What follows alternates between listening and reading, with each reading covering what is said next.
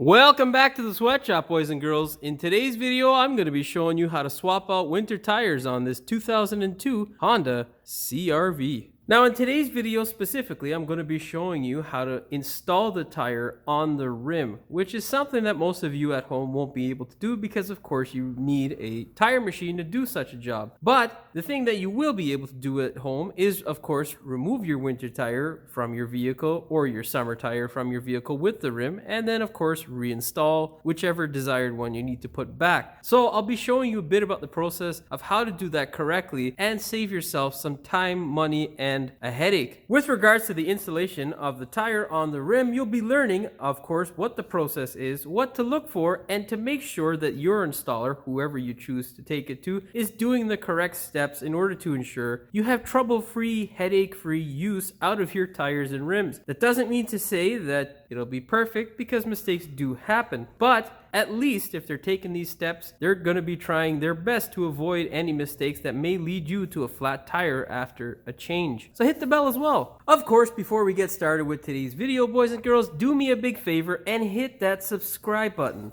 And don't forget to hit that bell so you get notifications every time I post a new video. All right. Let's get on with the show. Now, the most important thing with this process is, of course, the tools. So what I'm going to do is tell you specifically about the tools that you'll need and the most important tool of all. I'll tell you right now, boys and girls, on my bench here is not the most important of tools, but of course they are needed to do the job. You need an impact wrench. Why? Because it makes your life easier and you don't have to try really hard to loosen up your lug nuts. You can either use a pneumatic one or you can use an electric one. Either or are fairly good nowadays. The electric ones have come a long way, so you'll be more than fine with an electric one for just lug nuts. You'll also need the appropriate size socket for your vehicle. In our case, it is a 19 mil. Not the most important, but in my opinion, the second most important tool is the torque wrench. Why is it important? Because if you don't torque your wheels and you happen to be using a gun, let's say your compressor for whatever reason fails and you are not seasoned with using this gun or listening to how it should sound,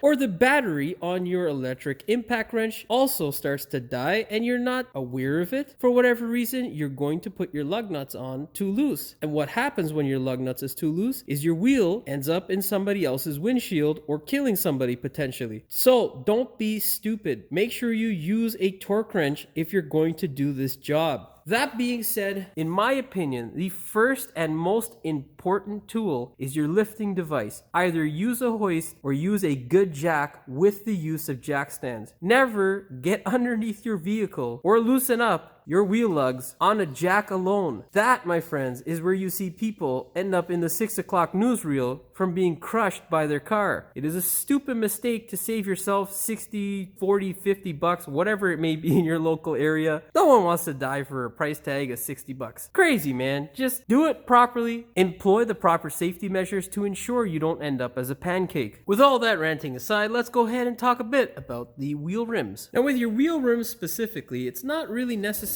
to be overly concerned about the outside condition of the wheel. Now, when I say the outside condition, specifically what I'm talking about is flaking or chipping paint. Now, obviously, if you have some physical damage to your rim like so, it may be reusable. Now, of course, boys and girls, if your rim looks like this, okay, that's no good. So that sort of physical conditioning, of course, the rim is garbage. Don't use it. If there's any cracks to the rim, get it repaired or replace it. That being said, of course, the most important things in terms of the physical condition of the rim is where the tire meets the rim, which is the bead surface here. If there is an excessive amount of corrosion, you're going to have to make sure that after you clean the corrosion or it is cleaned by a technician, that there is a sufficient amount of material there and it is not overly porous. And then the second thing to check out would, of course, be the valve. The valve itself is very important and generally is one of the things that never gets replaced.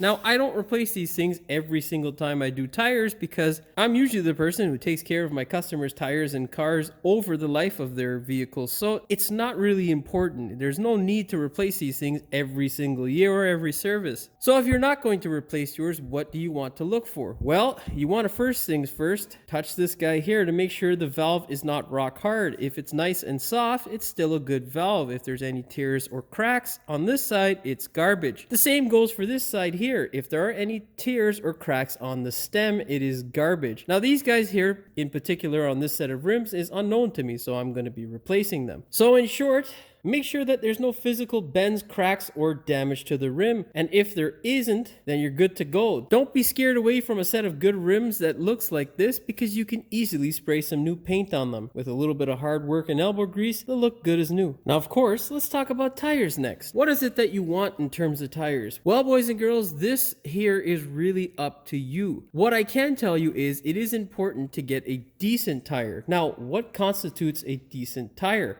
Something, of course, that does the job that you need it to do. So we're headed into winter, so of course we have selected a winter tire. Of course, that doesn't help you very much. The number one thing that I find that really makes a decision with most customers and tires is pricing. But that doesn't mean that the cheapest thing is always the best. There are tons of high-end tires and tons of low-end tires. Low-end tires can be a decent deal in terms of your finances, but may not give you any real good performance. So what I usually recommend is something, of course, that is good for your pocket, as well as something that performs equally as good, given its price, of course. In this case here, we got a super good deal on these Toyos. These Toyos here are a great performing tire to my knowledge, but my knowledge only goes so far, because I install tires, yes, but I don't drive and use every single tire that I install extensively. So I'm not going to be able to be the greatest judge of what a great tire is, or how a tire specifically will perform on your vehicle. Another thing that determines how a vehicle will perform with a specific tire is, of course, the size of the tire. People may not think that it does have any real effect, but if you look at this, boys and girls, this is the sidewall of the tire, and what that translates to is before anything hits your suspension, it's hitting the sidewall of the tire, meaning as you drive along on the road and you hit a bump,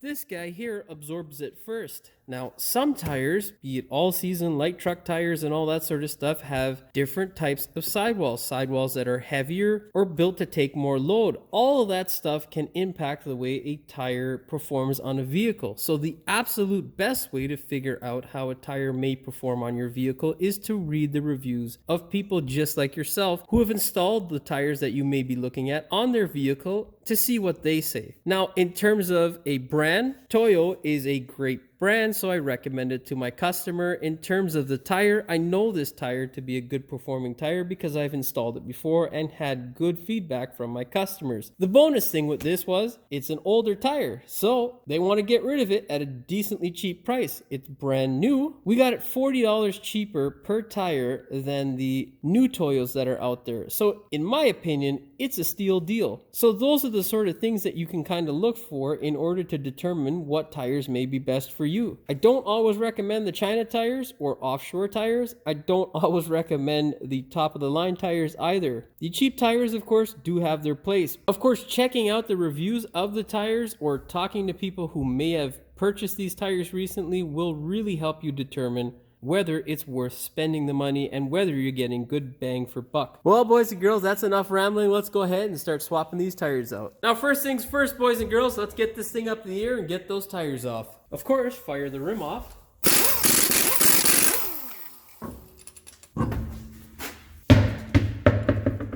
Now you should, of course, end up with a result like this. I've got 5 rims because I've got one as a spare that has no tire on it. So what we're going to do is start off our installation video with that tire there. I'll show you the process of cleaning it on the bead and the mating surface where it hits the rotor or the hub assembly. I'll also show you how to remove the valve and make sure that that surface is ready for receiving a new valve. We're going to be leaving one of the tires untouched because the tire is in good shape and we're going to need a spare. So that guy on the floor there laying flat will become the spare, and then the other 3 are going to get swapped out. I'm not going to be talking you through the process because of course I'm going to have an enormous mask on to make sure that I don't inhale all of this dust. That is also the key, my friends. If you are watching this at home or watching this in a shop as it is being done, make sure you carry a mask or protect yourself against the aluminum dust or the steel rust particles that will come off and into your lungs happily. Cancer's no fun, my friends.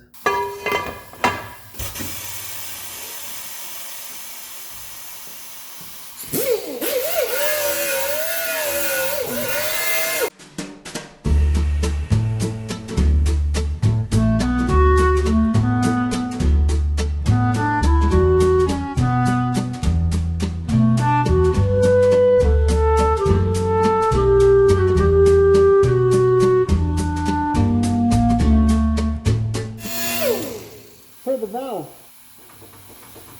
You can see there it's actually in decent shape. There's no crud or crap around the actual area where it beads. Now after you have removed the valve, always inspect the area where the valve is seated to make sure that it is debris free. Basically, you don't want any of the debris from all the grinding you just did to make sure that the tire seals on the rim itself properly to end up in the area where the valve is supposed to seal. So make sure you wipe it down or blow it out and then go ahead and install your new valve.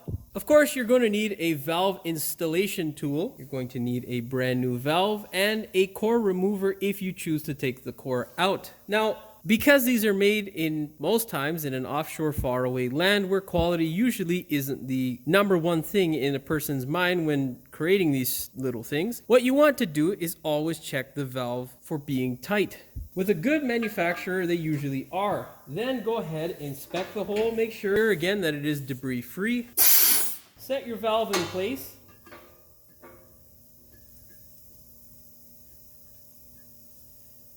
And then you can pull it through. Of course, this rim here isn't in the best of condition, so we're not really concerned much about the paint. Now, what we're going to do is pretend that it is a really nice rim. First thing I would do is put a little bit of lubricant or a little bit of oil just on the end of the valve so that it pulls through nicely, and then I'd get a plastic non-marring material to stick between the metal valve tool and the rim. And then just pull it through.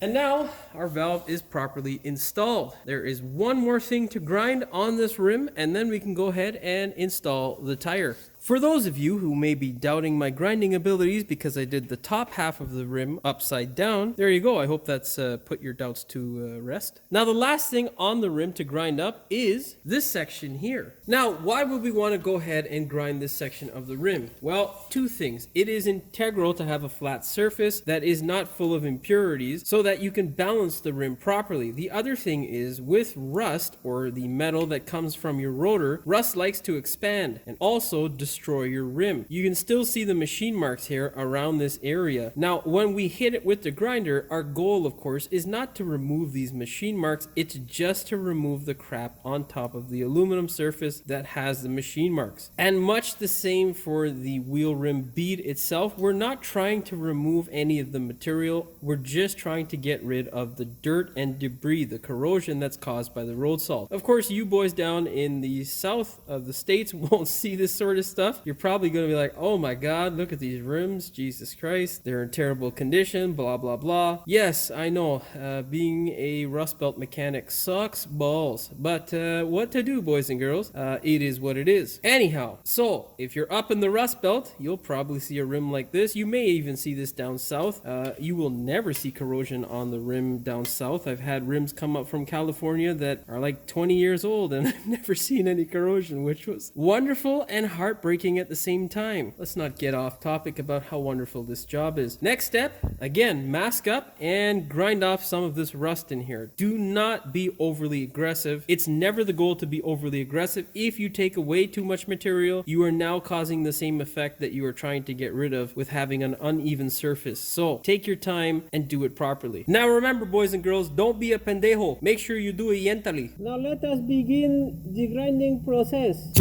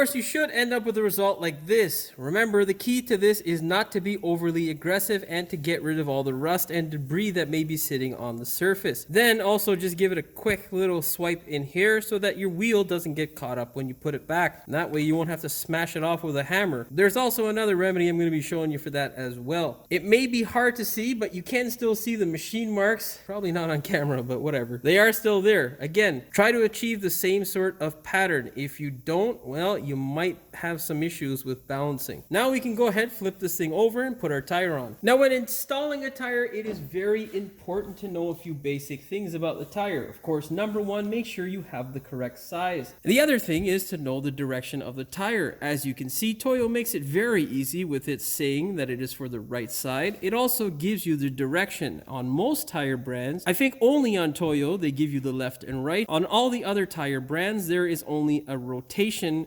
direction. So you have to figure that out. As per the rotation of the tire, it will determine which side you put it on the vehicle. If you have a used set of tires, depending on your drive and how the vehicle is set up, drive meaning rear wheel, front wheel, or all wheel, the tire depth itself or tread depth will determine where you should put the tire. Also, the wear of the tire will also determine how you situate it on the vehicle, depending upon if you are the installer of it on the rim or strictly putting the rim and tire combination back on the vehicle. All of those are things that you want to be aware of, specifically as to how you put the tires back into use on the vehicle. It will determine two things: longevity and performance. With all that yammering out of the way, the next thing is to understand how to actually install these tires properly. So don't ever put your tires on dry, because you will damage the bead here of the tire, and that can render a tire completely useless or damaged beyond repair. So what you should do is always use a good tire lube. The second thing to note, of course, is if you have a used tire, make sure that there's no debris on this section here of the tire, the bead section. And then, of course, the third thing is to make sure there is no physical damage to the tire. So what you want to do if it is used is inspect it inside here to see if there have been any patches, punctures, and all that stuff. If there has been a patch, inspect the condition of the patch. Make sure it's not flopping around and looks like it's going to come off. And make sure that if there are plugs, that they are not really hard and something that you should replace.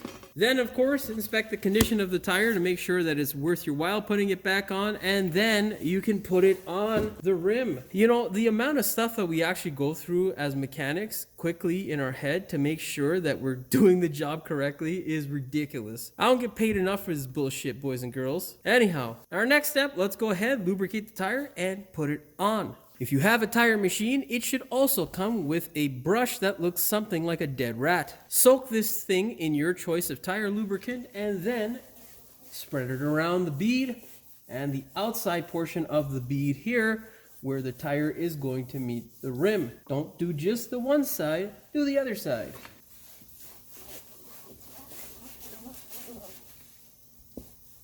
Go around a couple times, it doesn't hurt, boys and girls. Now, of course, for those of you with eyes that work, you will notice the yellow marking. Commonly, the majority of manufacturers out there will have a yellow and red marking, or a yellow marking on its own, or no marking at all. A lot of Michelins tend to come with absolutely no markings. That being said, what the hell does it mean? Well, boys and girls, the yellow marking essentially is the light point of the tire. The light point meaning that there is slightly less weight in this region of the tire. So, in order to install this so that you don't have to put on 600 pounds of weight, the best position is to make sure that this yellow marking here lines up with your valve. Now, say that you're installing it on the other side. What I like to do is run my finger across the tire here and then mark it on this side so that you know where the yellow marking is, because of course the light side of the tire transcends to this side of the tire. What I usually do is mark it with some tire lubricant and then we install it. Now, if your tire has a red marking, that usually indicates a high spot in the tire. Now, why do I say usually? Well, boys and girls, from my experience over the years of installing tires, a lot of offshore brands will generally, I believe, put these dots on just for show. I don't think they actually really mean anything from a lot of these manufacturers, specifically the Chinese manufacturers. There are some tires that, regardless of how you situate them, it will take all kinds of weight. And sometimes I've even gone against what is the norm and put the yellow dot away from the valve. And that seems to take considerably less weight. So with offshore tires, you know what, man? It's up to you. Do whatever you like. You'll probably end up better off without following the actual normal way. But with normal brand name tires, follow the yellow dot. Make sure you put it on the valve. It does make a difference as to how much weight overall you will put on the actual wheel rim to balance it. Okay, enough rambling. Let's go ahead and stick this thing on. Most importantly, what you're going to do is set the machine up by putting on the installer head. Make sure you correct it to sit properly so that it doesn't put too much tension on the tire bead. What you're going to do is overlap this bead section here over this hump. And make sure your valve is ahead of that bead on the other side. And then you just rotate it and it should fall into place, boys and girls.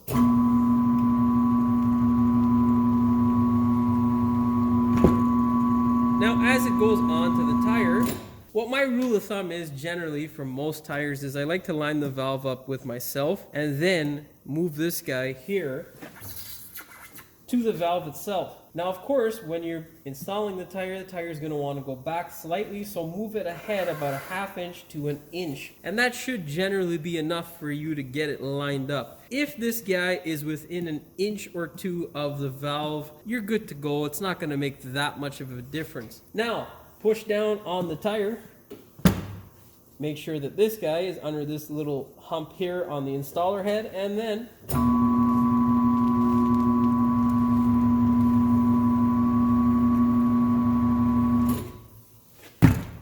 remove the installer head. As you can see, I overestimated. So we can try and move it back. Now, if yours is overly hard to move back, not a big deal. Don't kill yourself. We're at that point now, boys and girls, where we can go ahead and inflate this thing. If you're a young tire installer and you're doing this thing for the first time, make sure you pick up the habit of installing eyeglasses on your face, because there could still be debris in here. And if it decides to escape when you pressurize the tire into your eyeball, it's going to suck.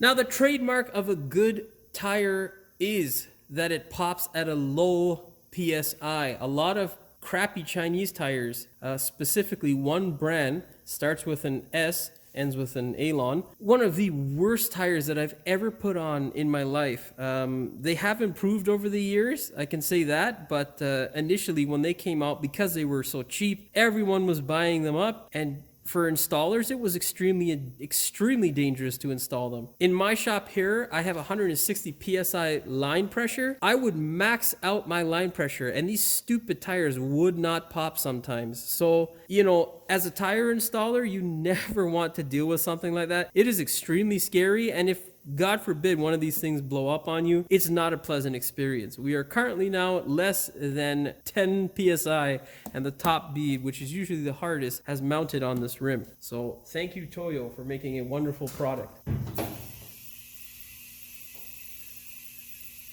Of course, continue filling it up to the proper PSI, and then I'll see you back here, boys and girls. We're going to fill this thing up to 35. With it filled up, do not forget to install this little cap. It is extremely important and will save you money in the long run. That way, the salt and corrosion will not get in and kill your brass valve. With that out of the way, now we can move to balancing this thing.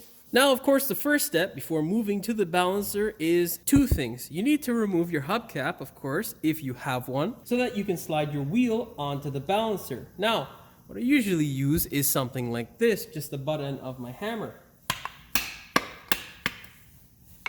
But before you go and do that, it is important to make sure you understand what your hubcap is like. You want to make sure that it has a nice plastic backing in order to receive the pressure you're going to force on it through the butt end of that hammer, and that you don't damage it. So be gentle, and if it's not coming out, whatever you do, be gentle and don't break it. Now, another big mistake that a lot of people make when installing tires is they leave these stickers on. If you balance your tire with these stickers on, when this thing grinds off on the road, your tire can then be considerably out of balance. Anywhere from 10 to 30 grams out of balance. Of course, 10 grams isn't going to make much of a difference, but 30 grams will definitely yield you a complaint from your customer. So, take the goddamn sticker off so that you don't have a customer who's irritated with you and you have to do work over again because you were lazy to take this thing off. With your sticker out of the way, you can now go ahead and place your wheel rim on your balancer. Make sure that you support it so that it doesn't graze over here. Reason being is the more paint that you knock off, the chances of corrosion get higher, which makes your life a little bit harder later on. Now get the appropriate adapter that'll fit the circumference of the hole here and tighten the wheel rim down. Turn your balancer on and punch in the appropriate measurements. It is extremely important to punch in the appropriate measurements, and if you're a customer, make sure that you see the person who is installing your tires punch in the appropriate measurements. A lot of tire shops will, unfortunately, I don't know if this is a thing in a lot of areas, but in our area up here where I'm at, in the GTA or Toronto region, a lot of cheaper or economical, shall we say, tire installer shops won't balance your tires properly on purpose because of two things: speed and then return business. When you come back for some supposed issue, they sell you on some crap that you really don't need. Unfortunately, this is because a lack of education. If a customer doesn't know what to look for in terms of how something should be installed, they're not going to know when they're getting scammed. And then you may be going back to these people, and because they may be nice to you, you're going to be paying through the nose for something you really don't need. It's highly infuriating because trying to explain things like this to certain customers or people who may not think they're getting scammed is annoying. Anyhow, boys and girls, with your dimensions punched in, you now have the decision to make of whether you want to put on two types of weight. On most older vehicles, you have the options to bang on clip-on weights. Well, what is a clip-on weight? This is a clip-on weight. Literally, you smash it on to the actual real rim on the lip of the rim here. Now, the second type of weight is sticky weights. These things here are literal stick-on weights. What you do is you wipe up a certain area, generally on the back or the basket of the rim, and then you go ahead and stick these guys in the appropriate area. For this particular customer, we're going to go with clip-on weights specifically because the stock size doesn't have much room between the caliper and the basket of the rim, which means that these guys could potentially get knocked off, and we're not going to risk ourselves having a headache. We're just going to put on the clip-on weights, especially because the condition of the rim is not that great, and that is the benefit to sticky weights. These guys here do not damage the face of your rim. Every time you bang on a clip-on weight, you damage the paint surface on the face of your rim. Anyhow, that's enough of that. Let's go ahead and balance this thing.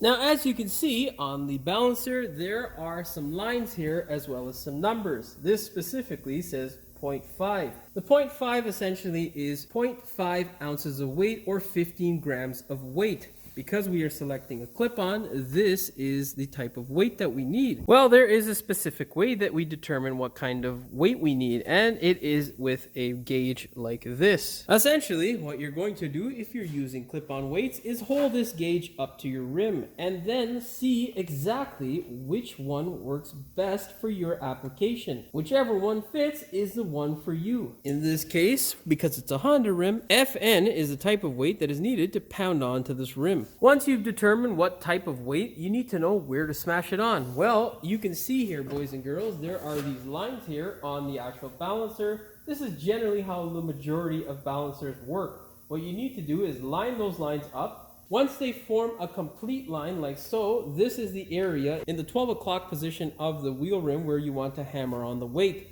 This is indicating for the front side, and this one here is indicating for the rear side. So, of course, take your weight and bang it on. Whatever you do, do not smash your hand. It is a terrible experience, and I can tell you that I've done it before. And now, finish it off by doing the rear weight. Then, of course, you have to check your balance. A lot of shops don't do this. They just bang on the weight, which is never a good idea. Spin the thing again and allow the machine to confirm that it is balanced.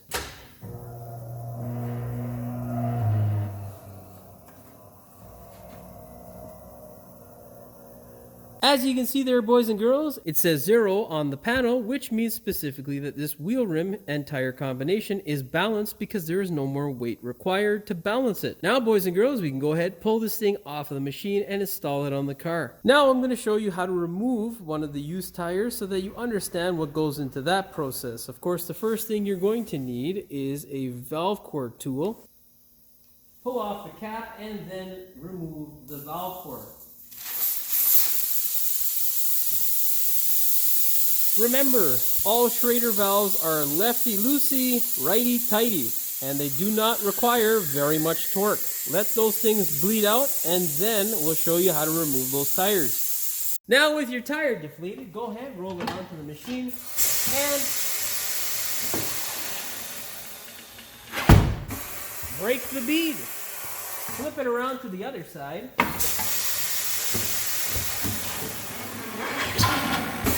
Break the bead 360 degrees around on this side of the tire.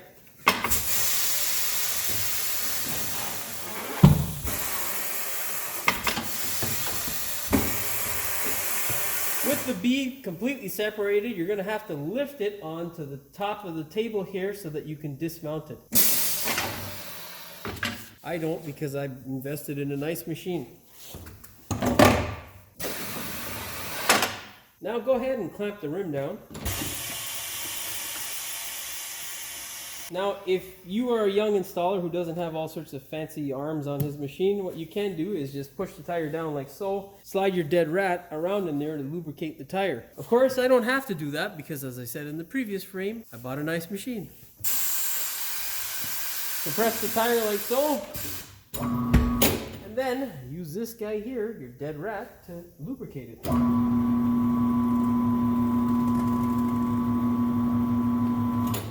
Lubricate the top of the rim, the installer head, put the installer head in place, and then rotate your tire. Now with it in this position, essentially your goal is not to contact the valve if you're not changing it. So a good rule of thumb and practice to develop is a way not to contact the valve. So make sure it is not right at the installer head. For some applications like low profiles and stuff, you will need it to be closer or farther away depending on where the tire is. But essentially your goal is make sure that the bead here never contacts the actual valve stem because it can disrupt the seal. Grab your tire iron, stick it in, pry it over.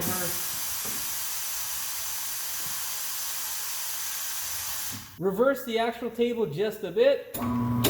Make sure that the bead is sitting properly on the head, and then take your right hand, put it up underneath the bead, and then go the opposite way, clockwise.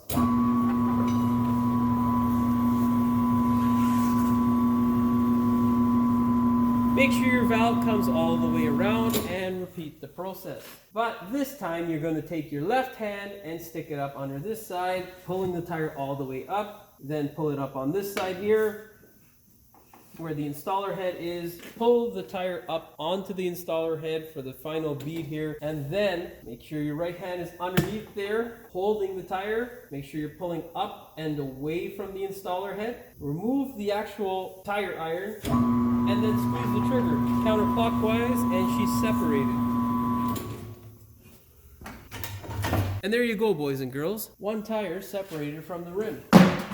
Now all we have to do is clean the two surfaces up where it mates, as well as the surface for the hub where it mates, and we're good to go. We can install our new tire balance and repeat the process continuously until your set of tires is done. We'll see you back shortly with all of them done, boys and girls. Now, boys and girls, there are a couple things that I'd like to show you. That is a sign of a really bad installer that you'll never be able to see unless you have someone like me showing you. This here can happen either from a lack of lubrication, that's the most common reason, but you can see there is a portion of the inside bead that is missing. It's gouged quite a large chunk out of the inside bead. This here is still usable, but it's a bad sign. Essentially, if you were swapping your tires back and forth every single year between winters and summers, this here is going to be a point where the tire could be damaged permanently and not be useful to you. So this here is generally because of a lack of attention or lubrication being the number one reason as to why this sort of thing happens. Now, of course, mistakes do happen, and this sort of thing can happen whenever a tire is being installed, especially if it's installed often on a rim numerous amounts of times. But generally, in my experience, it's a lack of care or lubrication that causes this sort of thing. Why I think it was a lack of care is because this is the opposing side of that same tire, and you can see here that this isn't black, that is white with corrosion from the rim. Of course, the funny thing is the rim that this thing came off of was actually decently clean, and this amount of corrosion doesn't reflect the same amount of corrosion that was on the rim. So you can tell that before they installed this tire, they didn't clean this portion of the bead on the tire. Generally, most technicians won't want to do that sort of thing because it is a smelly job. No one likes the smell of burning rubber unless it's a smoke show behind a really cool car. No one in the history of the world that I know of has ever liked the smell of burning rubber. It's disgusting. So unfortunately, this is why this usually never gets done in the process of changing wheels and tires. Now, of course, you can obviously end up with leaks if that sort of thing isn't taken care of, but what can also be equally as annoying as a leak is a tire that is unbalanced. And my friends, the number one sign that you can always see if you have a bad installer or someone who was an idiot who installed your tires is multiple weights for no reason. Now, for a second, we're going to pretend that this guy isn't here. It doesn't necessarily mean that you had an idiot install your tires if there are a number of weights all in the same position. What it could simply mean is that the tire shop or installer ran out of the specific weight needed to balance this section of the wheel. But there is no reason ever to have a weight on the opposing side. What that indicates specifically is that the installer was lazy and chose not to take the weights off of the wheel. Now, often when I'm balancing my own wheels, I don't usually take the sticky weights off. I usually leave them on and take them off as needed. Why? Because there's no point in wasting weights, and there's no point in having weights put on in the exact same place that you took them off. If you generally install a tire properly, the existing weights, especially from the factory, will usually be in the correct position. Of course, that's not always true, and I'm not claiming that to be true. What I am saying is, though, you don't have to be wasteful. Anyhow, boys and girls, I don't know where the hell I was going with that. I just got into a bit of a rant.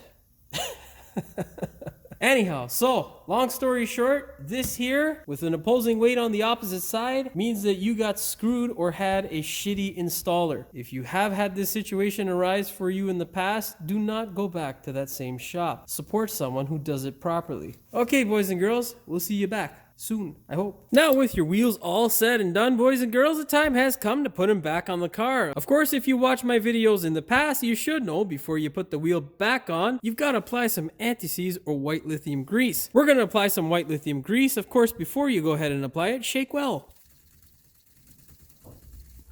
And then be generous, of course. Grab your wheel. And then, of course, thread your nuts in by hand. Make sure you force the wheel back into the hub so that it's sitting flat. And then you can run up your lug nuts with an impact driver. Remember, something light duty. You don't want to apply too much torque. Of course, boys and girls, don't forget to torque your wheels. The correct torque spec for a 2002 Honda CRV with 15-inch alloy or steel rims is 80 foot-pounds or 108 newton meters. That's that. Well, boys and girls, we're all done with the winter tire installation on the Honda. In my opinion, it looks pretty damn good. I like the way the Toyos look. They look kind of aggressive. Of course, if you've touched the spare on your vehicle, go ahead and torque it to the same torque spec that we use for the lug nuts on the wheel rims. Well, boys and girls, that's all she wrote for this one. If you liked the video, please like, share, and subscribe. Don't forget to hit the notification bell so you never miss one of my new videos. And as always, thanks for watching. We will see you in the next one. Do me a favor and hit that subscribe button. Oh, God, my neighbor's compressor just... Now, of course, boys and girls, before we get started with today's video, do me a big favor and hit that subscribe button. That way you don't miss any of my future videos. Well, no, you gotta hit the bell for that. If your rim looks like this, my friends, okay? If it looks like that... I can't see it there, fuck. That makes no sense. Now, these guys are unknown to me. This is the sidewall of the vehicle and whether you're getting good bang for your bucks. Or as Cletus McFarlane would say, let's get to the live action. That's not his accent, fuck. Or as Cletus McFarlane would say, let's get to the live action. I can't do his accent, it's just fucking weird. And I'll also show you, and I'll be also... First step, boys and girls, power up the machine, of course, and get prepared for battle. You should look something like this. Oh, my eyes, fuck. Should look something like this.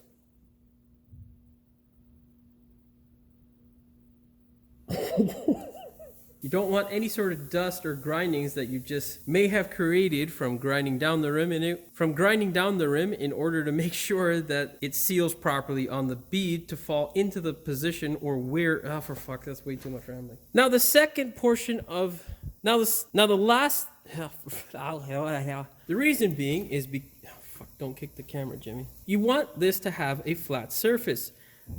Flat as the... Oh, for fuck's sakes. And it is marked, not on here, and it is marked right. Oh, damn it.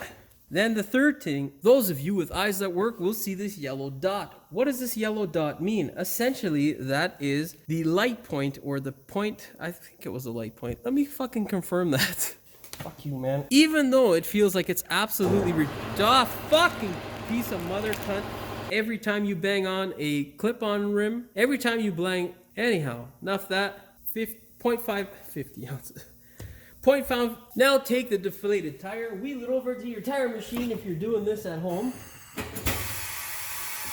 Set the tire machine up first so you don't burn through your goddamn gigabytes. With your tire deflated, what you're going to do is get the stop sign that's blocking you from doing the fucking way. God damn, Jimmy. Fucking mess. How you determine the type of weight that you need is you have a little gauge like this. You can't just bang on any goddamn weight that you damn well please. Fucking stupid compressor. FN is the type of weight that is needed to pound. No. And then of course thread your head. It looks pretty nice with the... Ah, fuck, man. What am I...